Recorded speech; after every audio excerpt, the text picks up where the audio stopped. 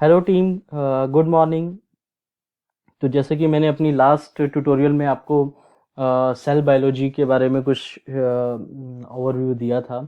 उसमें हमने बात करी थी लास्ट में कि हमारे बॉडी में वेरियस सिस्टम्स होते हैं जो कि हमारे वेरियस बॉडी फंक्शनिंग को कंट्रोल करते हैं, और उसमें अलग अलग ऑर्गन्स का जो है इन्वॉल्वमेंट रहता है।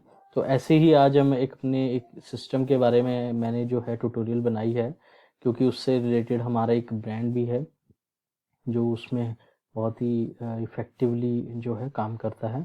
तो आज हम डिटेल में पढ़ेंगे हमारे डाइजेस्टिव सिस्टम को। तो डाइजेस्टिव सिस्टम की अगर जो मैं थोड़ा सा बात करूं कि digestive system is related to the digestion, कि जो भी फूड हम कंज्यूम करते हैं उसकी डाइजेशन के लिए कौन कौन से ऑर्गन्स हमारे जो है इन्वॉल्व होते हैं, कौन कौन से पैरामीटर्स होते हैं या कौन कौन से एंजाइम्स होते हैं जो यूज़ होते हैं और कहाँ से वो रिलीज़ होते हैं हमारे बॉडी में, उसकी हम आज थोड़ा सा जो है डिटेल में हम थोड़ा सा डिस्कस करेंगे।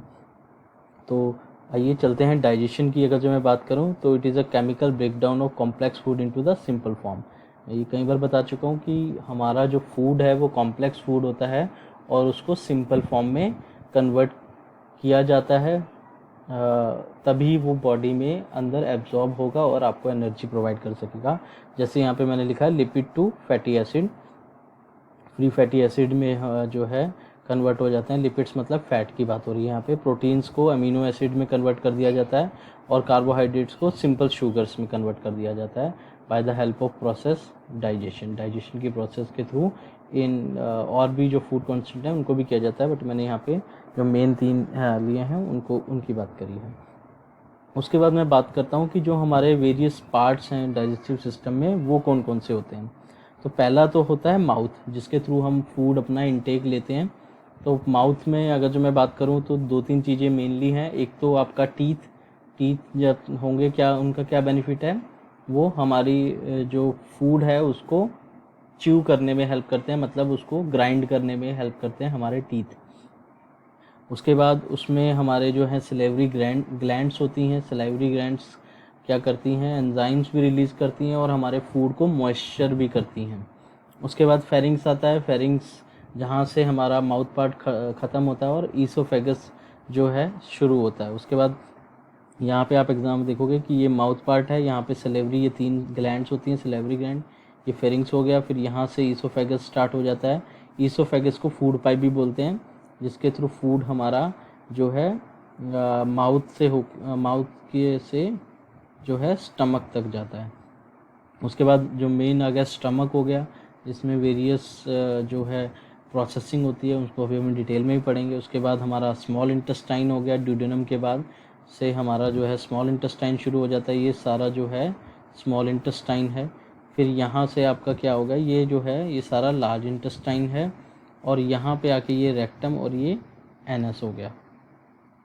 तो ये पूरा जो है डाइजेस्टिव सिस्टम है जो कि माउथ से शुरू होता है और कहाँ पे ख़त्म होता है, एनस पे जाके ख़त्म होता है।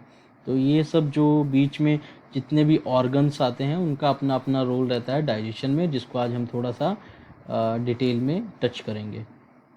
पहले बात करता हूँ माउथ की। तो माउथ में जैसे मैंने बताया कि मैस्टिकेशन बोलते हैं, च्यूइंग ऑफ फूड, मतलब कि जो टीथ हैं हमारे क्या करते हैं, च्यू करते हैं, फूड को ब्रेक डाउन करते हैं। इसलिए बोला जाता है कि खाने को अच्छे से च्यू करना चाहिए, क्योंकि क्या होता है कि जब तक अच्छे से ब्रेक डाउन नहीं होगा तो उसका उतना बेहतर डाइजेशन नहीं होगा। इसलिए उसको जितना च्यू करोगे, जितना उसको ग्राइंड करोगे, उतना बेहतर से वो डाइजेस्ट होगा और उतना ही जल्दी उतने ही आपको जो है फूड से जो न्यूट्रिएंट्स हैं वो एक्सट्रैक्ट हो पाएंगे, और various other disease like constipation और वेरियस अदर जो डिसीज़ हैं वो भी नहीं हो पाएंगी। इसलिए मेस्टिकेशन जो है बहुत अच्छे से करनी चाहिए। Mixing masticated food with saliva to produce easy digestive food called bolus. जो अब मॉइस्ट जो है हमारा सलाइवा की जब कांटेक्ट में हमारा फूड आ जाता है तो उसको बोलस बोलते हैं, क्योंकि वो मॉइस्चर उसमें आ जाता है काफ़ी और सलाइवा की वजह से।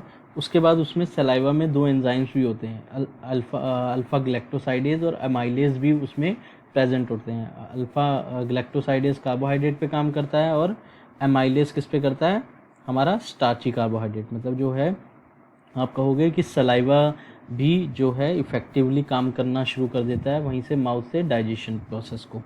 तो ये देखिए यहाँ पे तीनों ग्लैंड्स हैं, ये वाली जो है पैरोटिड ग्लैंड है, ये है सबलिंगुअल और सब मैंडिबुलर ग्लैंड। ये 3 ग्लैंड्स होती हैं जो कि हमारे सलाइवा को हमारे माउथ में रिलीज़ करती हैं, ठीक है ना।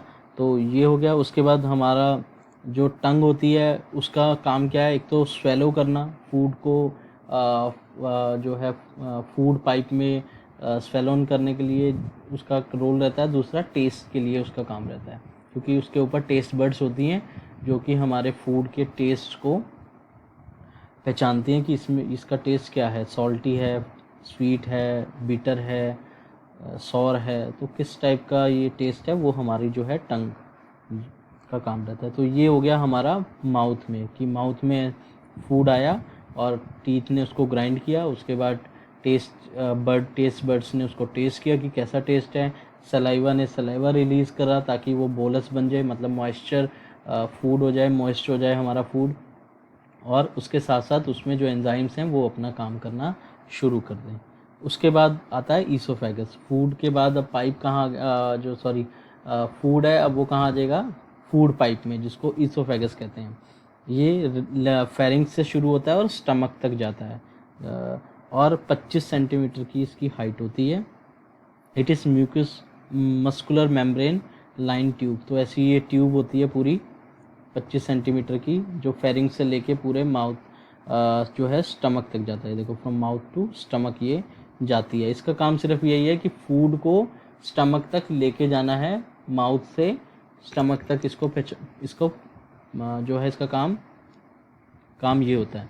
और ये कैसे अपने फूड को, हमारे फूड को कैसे नीचे लेके जाती है, by contracting and relaxing process के थ्रू, कि ये कॉन्ट्रैक्ट करेगा फिर रिलैक्स करेगा। जैसे ये देखिए कि यहाँ से कॉन्ट्रैक्ट हुई, यहाँ से रिलैक्स, फिर यहाँ से ये रिलैक्स हो रही है, ये कॉन्ट्रैक्ट हो रही है, तो ये नीचे आएगा, फिर ये कॉन्ट्रैक्ट करेगा, फिर रिलैक्स होगा। तो ऐसे करके ये पूरा जो फूड है, ये देखो बॉलस ऑफ फूड, ये ऊपर से नीचे की तरफ जा रहा है, जिसको हम बायोलॉजिकल लैंग्वेज में पेरिस्टाल्सिस मूवमेंट कहते हैं, ठीक है ना। ये इसको रिदम ऑफ मसल्स बोलते हैं, कि वो कॉन्ट्रैक्ट और रिलैक्स होती हैं, और जो मूवमेंट है मसल्स की वो ऐसे होती है, तो उसको पेरिस्टाल्सिस मूवमेंट बोला जाता है। तो ईसोफेगस का काम सिर्फ इतना ही है कि फूड को माउथ से स्टमक तक लेके जाए। क्लियर। नेक्स्ट स्टमक की बात करते हैं। स्टमक की अगर जो मैं बात करूं तो स्टमक एक बीन शेप होता है, जैसे हमारा राजमा होता है, राजमा की तरह ही इसका जो है शेप रहता है। जैसे किडनी को भी बीन शेप किडनी बोला जाता है, तो इसका भी स्लाइटली थोड़ा थोड़ा वैसा ही शेप रहता है। अगर जो मैं बात करूं, इसके 4 पार्ट होते हैं, फंडस, बॉडी, पाइलोरिक, और उसके बाद सीधा वो पाइलोरस से ड्यूडेनम जो है उसका लास्ट है, जहाँ से जो है इंटेस्टाइन शुरू हो जाता है और स्टमक का पार्ट ख़त्म हो जाता है। तो हमारा जो है कहाँ से अटैच्ड है, ईसोफेगस से। ये देखिए ईसोफेगस यहाँ पे ख़त्म हो रही है, और यहाँ से क्या हो गया, स्टमक स्टार्ट हो गया। उसके बाद क्या है, 3 इम्पॉर्टेंट जॉब होती हैं हमारे स्टमक की। एक तो क्या करेगा, फूड को स्टोर करेगा, जो हमने फूड खाया है उसको कुछ समय के लिए उसमें स्टोर, हमारे स्टमक में स्टोर रहता है फूड। उसके बाद ब्रेक डाउन करेगा food into the liquid mixture, और उसको एक ब्रेक डाउन करेगा लिक्विड मिक्सचर में। Slowly empty the mixture into the small intestine. क्या करेगा, पहले तो स्टोर करेगा, स्टोर करने के समय पे उसका काम क्या रहेगा, एक तो हमारे जितने भी एंजाइम्स हैं उनको रिलीज़ करेगा, उसके जो मसल्स हैं वो हेल्प करते हैं मिक्सिंग करने में, तो वो क्या करेगा, उसका एक जो है थिक विस्कस लिक्विड डेवलप कर देता है स्टमक, और उसको फिर कहाँ पे डाल देगा, इन स्मॉल इंटेस्टाइन में एम्प्टी कर देगा अपने उससे स्टमक के पार्ट से। अब वो कहाँ चला जाएगा, स्मॉल इंटेस्टाइन में चला जाएगा। तो ये कैसे करता है, एक तो स्ट्रॉन्ग मसल्स की हेल्प से करता है, जो हमारे जो स्टमक की मसल्स हैं वो एज अ ग्राइंडर की तरह काम करती हैं, जैसे चॉपर की तरह काम करेंगी, और उसको हमारे फूड को ग्राइंड कर देंगी इनटू स्मॉलर पीसेस। उसके बाद हमारे एंजाइम्स, वेरियस एंजाइम्स उस पर काम करते हैं ताकि उसको जो है ब्रेक डाउन किया जा सके स्मॉलर पार्ट में। उसके बाद ये जो एंजाइम्स हैं इनको क्या बोलते हैं हम, डाइजेस्टिव एंजाइम। जो ब्रेक डाउन करने में हेल्प कर रहे हैं उनको हम क्या बोलते हैं, डाइजेस्टिव एंजाइम। तो स्टमक का काम यही है कि एक तो वो स्टोर करेगा फूड को, उसके बाद उसको ग्राइंड करेगा, स्मॉलर पीस में कन्वर्ट करेगा, that means liquid type liquid उसको बना देगा फूड को, और फाइनली उसको कहाँ करेगा, अपने जो स्टमक है उसको इंटेस्टाइन में भेज देगा, अपने अपने अपने यहाँ से इंटेस्टाइन में पोर कर देगा। उसके बाद एंजाइम्स कौन कौन से हैं जो स्टमक में रिलीज होते हैं, एक तो पेप्सिन होता है, break down protein into amino acid. तो जो पेप्सिन है वो रिलीज होता है, एमाइलेज रिलीज होता है जो कि स्टार्च को डिग्रेड करता है मोनोसेक्राइड्स में, लाइपेज रिलीज होता है, hydrolyses fat into free fatty acid and glycerol. तो ये 3 मेजरली जो है एंजाइम्स रिलीज होते हैं हमारे स्टमक में for the digestion of food like protein, carbohydrate, starchy carbohydrate और जो है फैट का।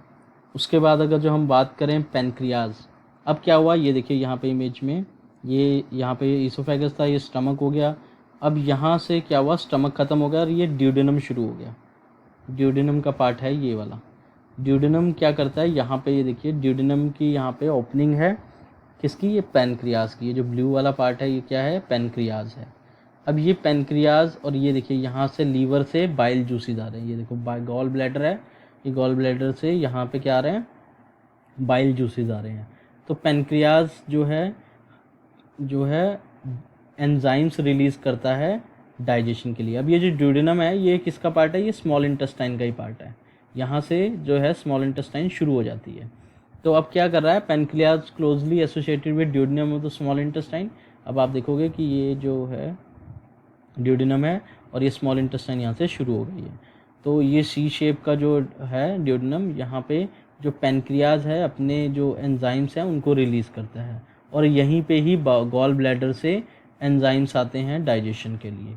तो मेजरली जो डाइजेशन अब कहाँ होगी, एक तो स्टमक में हो रही है कुछ पार्ट, अब कुछ पार्ट कहाँ होगा, स्मॉल इंटेस्टाइन में होगा। सो पैनक्रियाटिक जूसेस की बात करूँ तो पैनक्रियाज क्या क्या रिलीज़ करता है यहाँ पे, एक तो एमाइलेज एंजाइम करता है जो कि हमारे जो स्टार्च को ग्लूकोज दैट मीन्स मोनोसेक्राइड्स में कन्वर्ट करता है, सिंपल शुगर जिसको बोलते हैं। Lipase it breaks fat into fatty acid and glycerol. तो एक तो लाइपेज करेगा, अल्फा एमाइलेज करेगा, प्रोटीएज करेगा। सो मेजरली जो है प्रोटीलाइटिक एंजाइम है that digest protein.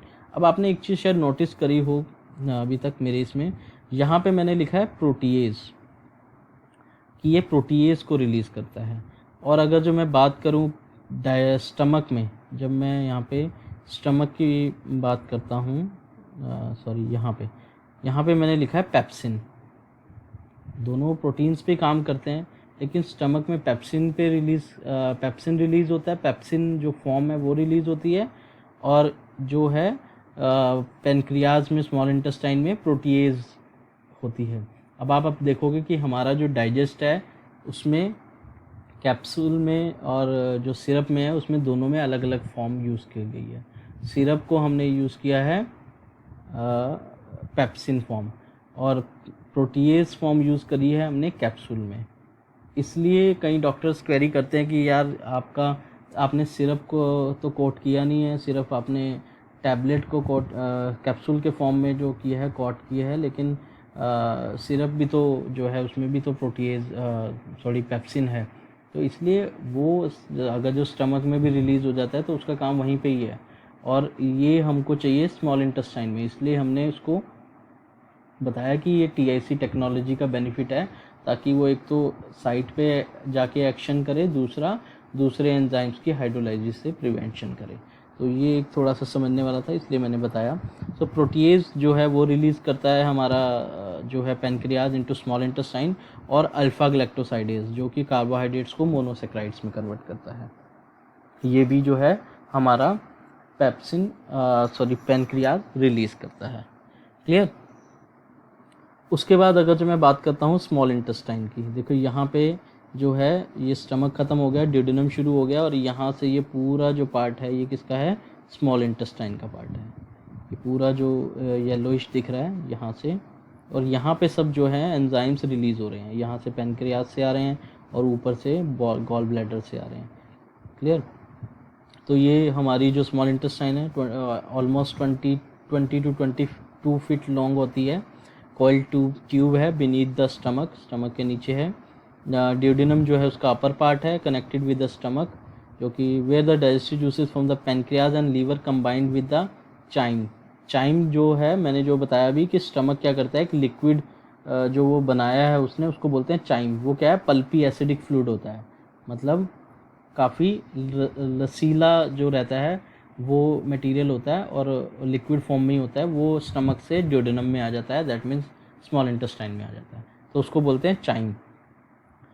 Making it thin and watery, तो थिन और वाटरी हो जाता है। और उसमें अब क्या होगा कि जो पैनक्रियाज से एंजाइम आ रहे हैं और जो लीवर से एंजाइम्स आ रहे हैं वो सब यहाँ एक्यूमुलेट होंगे ताकि उसका प्रॉपरली ब्रेक डाउन हो सके स्मॉल इंटेस्टाइन में और एब्जॉर्प्शन हो सके। तो लैक्टेज वहाँ पे ब्रेक डाउन कर रहा है किसको, लैक्टोज को, इनटू ग्लूकोज एंड ग्लैक्टोज में। तो लैक्टेज जो है हमारा रिलीज़ हो रहा है वहाँ पे। उसके बाद इंटेस्टाइनल लाइपेज वहाँ पे जो है एक्ट करता है, जो कि आपका लीवर से आता है ये intestinal lipase, that means fat को जो कन्वर्ट करता है free fatty acid and glycerol में। ये हमारा बाइल जूसेस में प्रेजेंट होता है, येलोइश कलर का लिक्विड होता है बाइल जूसेस, और वो जो है इंटेस्टाइनल लाइपेज एंजाइम को रिलीज़ करता है। उसके बाद absorption of from small intestine. अब क्या होता है कि एब्जॉर्प्शन कैसे होता है, ये देखिए कि ये स्मॉल विल्लाई बोलते हैं इनको, विल्ली। क्या होता है कि ये अब जो है वाटरी फॉर्म में है, हमारा जो फूड है वो पूरा वाटरी हो जाता है, लिक्विड हो जाता है आफ्टर ब्रेक डाउन कम्प्लीटली। तो इन विल्लाइज के थ्रू वो क्या होता है, बॉडी में पेनिट्रेट करना शुरू कर देता है। तो ये सब कहाँ आ रहा है, एब्जॉर्प्शन कहाँ हो रहा है हमारे फूड का, स्मॉल इंटेस्टाइन में, थ्रू दीज विलाई। इसमें बहुत स्मॉल पोर्स होते हैं और इसके थ्रू ये बॉडी में एब्जॉर्ब होना शुरू हो जाता है। ये इंटेस्टाइन का ही पार्ट है, उसमें ऐसे इस पूरे विलाइज बने होते हैं। तो इसके थ्रू जो हमारा फूड है वो अब एब्जॉर्ब होने लगा है एनर्जी प्रोडक्शन के लिए या वेरियस अदर प्रोसेस के लिए। तो यही कहाँ होता है, स्मॉल इंटेस्टाइन में। उसके बाद बात आती है लार्ज इंटेस्टाइन की। अब ये देखिए यहाँ तक जो है हमारा स्मॉल इंटेस्टाइन है, उसके बाद हमारा जो है लार्ज इंटेस्टाइन शुरू हो जाता है। ये चौड़ाई में भी बड़ा होता है, लेकिन जो लेंथ होती है वो इसकी कम होती है। तो लार्जर डायमीटर होता है, बट 5 फीट का ही इसका टोटल जो है लंबाई होती है। Water is absorb from the undigested food making the waste harder until it become solid. अब क्या हुआ कि यहाँ पे जो स्मॉल इंटेस्टाइन में जो भी फूड से न्यूट्रिएंट्स वगैरह थे वो सब एब्जॉर्ब हो जाते हैं बॉडी में। अब उसके बाद क्या है, लार्ज इंटेस्टाइन का काम क्या है, देखिए इसके 3 पार्ट होते हैं, ascending, transverse and descending colon. तो ये इसका जो है 3 पार्ट होते हैं।